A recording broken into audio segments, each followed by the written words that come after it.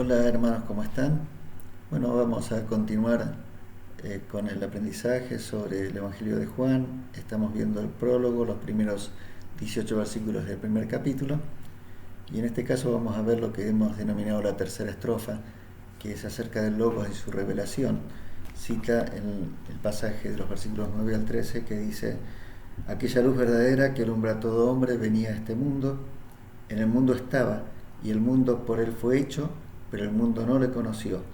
A los suyos vino, y los suyos no le recibieron. Mas a todos los que le recibieron, a los que creen en su nombre, les dio potestad de ser hechos hijos de Dios, los cuales no son engendrados de sangre, ni de voluntad de carne, ni de voluntad de varón, sino de Dios. Juan el Bautista está dando testimonio no de algo abstracto, no de una esperanza, sino de una realidad. La luz verdadera venía, estaba llegando a este mundo. La virtud de esta entrada divina en el mundo es que alcanza a todo ser humano, especialmente a aquellos que son hostiles a Dios. En el vocabulario de Juan, el mundo, cosmos en griego, es un importante término teológico. Él lo utiliza 78 veces en todo su evangelio. En algunos casos tiene alguna connotación positiva, como por ejemplo en 3:16, donde dice: de tal manera amó Dios al mundo, etcétera, etcétera. Otras veces es neutral, por ejemplo en 8:26 dice Jesús: pero el que me envió es veraz, y lo que le he oído decir es lo mismo que le repito al mundo. Pero en la mayoría de los casos las alusiones son decididamente negativas. El mundo no es el orden creado, el orden físico, no es el ambiente natural en sí. El mundo, de esta forma, en su connotación negativa, está referida a la creación, la parte de la creación que vive en rebeldía. Y hay muchos versículos en el Evangelio de Juan que así lo muestran. Por ello, cuando leemos sobre la aparición de Jesús en el mundo, el amor de Dios por el mundo, por ejemplo en 3:16, o la salvación del mundo que Jesús lleva a cabo, tales pasajes no representan un respaldo categórico del mundo, sino más bien el testimonio del carácter de Dios y de su amor revelado. A pesar de la presencia del Logos en el mundo, y a pesar de haber creado el mundo y de haber dejado las marcas de su revelación, el mundo no le reconoció. Vino a lo suyo, a lo que era suyo, a su lugar, a su casa, pero los suyos no le recibieron, su pueblo no le recibió. El centro de la revelación se ha dirigido al judaísmo, que era el entorno espiritual del nacimiento de Jesús. La gran ironía de esta historia del Evangelio es que incluso aquí, donde la disposición tendría que haber sido entusiasta, solo hubo rechazo. Similar a cuando en la natividad el nacimiento de Belén, Lucas dice que no había lugar en el pesebre. Israel, en un sentido muy especial, era la posesión de Dios, era su tesoro. Cristo vino a su propio hogar, pero su pueblo no le recibió. Y quizás uno de los mejores comentarios que tenemos respecto a esto lo encontramos en el profeta Isaías, capítulo 1, los versículos 2 y 3 dicen: oíd cielos y escucha tu tierra, porque habla Jehová. Crié hijos y los engrandecí, y esos se rebelaron contra mí. El buey conoce a su dueño, y el asno el pesebre de su señor. Israel no entiende, mi pueblo no tiene conocimiento. Juan indica, sin embargo, que la luz tiene sus seguidores. Jesús tiene sus discípulos, y aunque los suyos, los seguidores del judaísmo, rechazaron su mensaje, a quienes sí lo recibieron, se les dio poder para ser llamados hijos de Dios. Los versículos 12 y 13 anticipan el relato de Nicodemo en el capítulo 3, en el que ese relato explora el nuevo nacimiento. Aquellos que siguen al Verbo, quienes creen y obtienen el poder divino, participarán también del nacimiento divino. Esta es la concepción que tiene Juan de la conversión, ¿eh? Una fe consciente unida a una transformación divina. En otras palabras, habrá una fuerte transformación de aquellos que aceptan esta luz, que se ponen del lado de la luz en lugar de las tinieblas, que se aferran al Mesías en lugar de aferrarse al mundo. El evangelista enseña que los verdaderos hijos de Dios no deben su origen a la sangre, la ascendencia física, por ejemplo, para el pueblo de Israel podríamos citar a Abraham, ni a la voluntad de la carne, a una disposición que tiene que ver con la genealogía, con la procreación, ni tampoco a la voluntad de la carne. Ninguna persona humana puede determinar quiénes son los verdaderos hijos. El arreglo tiene tres expresiones. Las tres hacen resaltar el hecho de que en ningún sentido los creyentes deben su situación a causas físicas o biológicas. Nicodemo necesitaba esa lección, y también la mayoría de los judíos, como se ve en varios pasajes de la Biblia. En este sentido, nosotros somos quienes recibimos a Jesús como nuestro Señor, como nuestro Salvador. Somos hechos hijos de Dios. Y entramos ya a la cuarta estrofa, donde habla sobre la encarnación del Logos, y dicen los versículos 14 al 18: y aquel verbo fue hecho carne y habitó entre nosotros, y vimos su gloria, gloria como la del unigénito del Padre, lleno de gracia y de verdad. Juan dio testimonio de él y clamó diciendo: este es de quien yo decía, el que viene después de mí es antes de mí, porque era primero que yo, porque de su plenitud tomamos todos, y gracia sobre gracia. Pues la ley por medio de Moisés fue dada, pero la gracia y la verdad vinieron por medio de Jesucristo. A Dios nadie la vio jamás. El unigénito Hijo que está en el seno del Padre, Él le ha dado a conocer.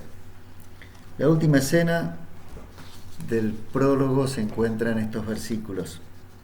Quizás ese es uno de los versículos más importantes de la Biblia. El verbo no solo parecía ser humano, sino que se hizo humano, se hizo carne. Esta afirmación posiblemente dejaba atónita a la mentalidad griega, que concebía la separación entre el espíritu divino y el mundo, y la carne, la consideraban totalmente separadas. Pero la segunda expresión es igualmente sorprendente para el judío, porque dice que este verbo habitó entre nosotros y vimos su gloria, reveló su gloria.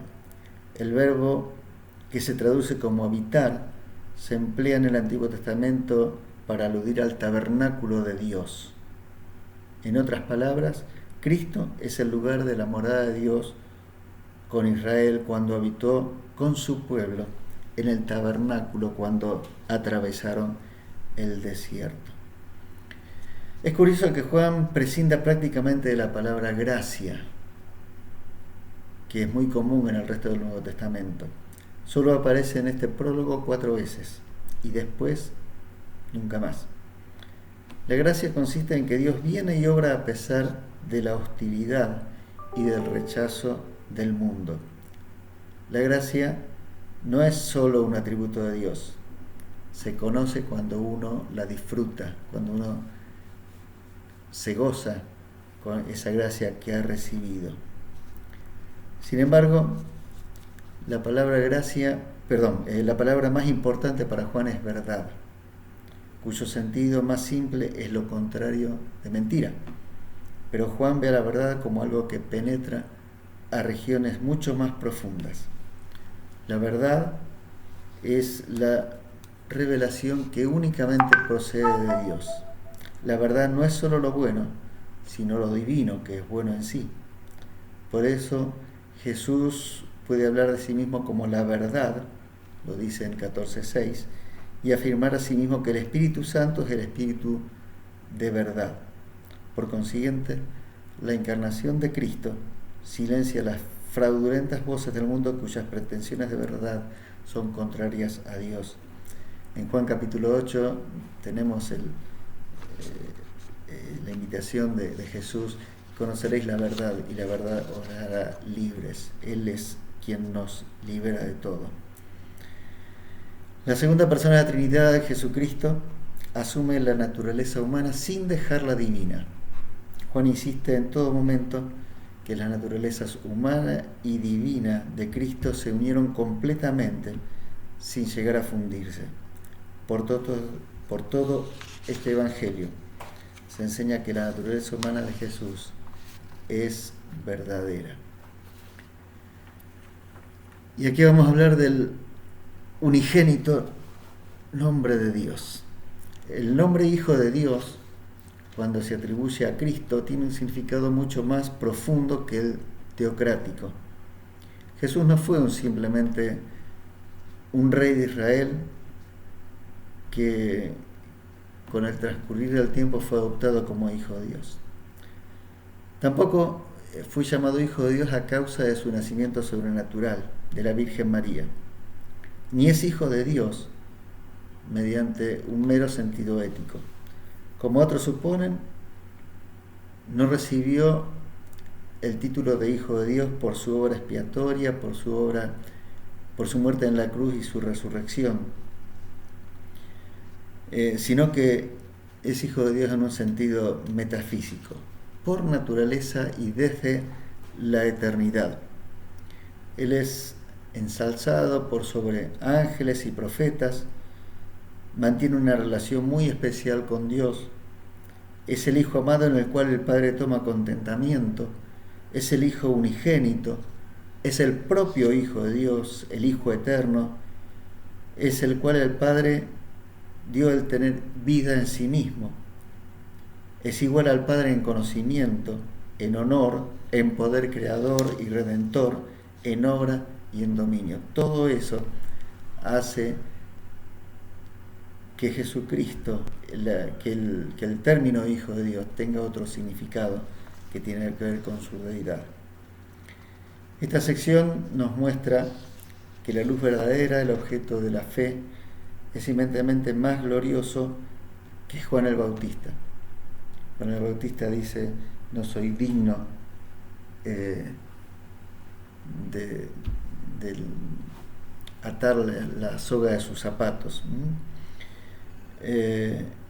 Juan el Bautista había recibido de Dios la comisión de dar un testimonio competente acerca de la luz, mientras el Bautista testificaba aquella luz verdadera cuyo evangelio de salvación se anuncia a todos los hombres, estaba a punto de entrar en su ministerio público. Versículo 16, donde los creyentes habla de que los creyentes reciben gracia sobre gracia. ¿Qué significa esto? Que constantemente el creyente recibe gracia en el lugar que deja la gracia anterior. Apenas se ha desvanecido una manifestación del favor inmerecido de Dios en Cristo, cuando ya está llegando otra. De ahí que se diga gracia sobre gracia. Es un suministro incesante de gracia. Concuerda mejor con la idea de plenitud, de un depósito o un suministro sin límites que indican las palabras de su plenitud. Todo ese término nos hace ver lo que es la gracia sobre la gracia. Juan deja claro también que en este pasaje que Moisés desempeñó sin duda un papel singular. Fue el autor de los primeros 5 libros de la Biblia, del Torá. Juan lo llama aquí la ley al Torá. No es que dicha ley esté siendo desacreditada, porque sin duda Moisés aportó también una cierta medida de gracia y de verdad al momento en que vivió el pueblo de Israel. Juan no pretende afirmar que la gracia de Cristo está en conflicto con la revelación de Moisés. La ley también contiene la gracia de Dios y es una expresión anterior a ella. Como diría el apóstol Pablo, la ley es un ayo que nos lleva a Cristo. Y finalmente en Juan, en el versículo 18, Juan se une al primer versículo como conclusión de este prólogo y nos ofrece una declaración que resume el origen divino del Hijo y su conocimiento tremendo, profundo. La revelación es de Dios, de Cristo, es única por las razones de su ser, es su identidad, es la esencia de su naturaleza, lo que hace de sus palabras las palabras de Dios. Ciertamente Cristo es plenamente Dios, quien en su encarnación se revela al mundo. En Juan 6:46 dice: nadie ha visto jamás a Dios físicamente porque Dios es espíritu y por consiguiente invisible. La idea de este versículo 18 del primer capítulo no tiene nada que ver con esto. La visión física hubiera sido imposible incluso para el Hijo.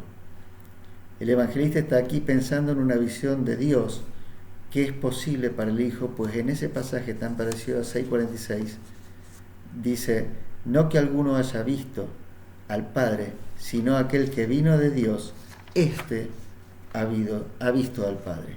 Nosotros no vemos a Dios mismo, sino a su revelación en Jesucristo. Aquí llegamos al final de este prólogo.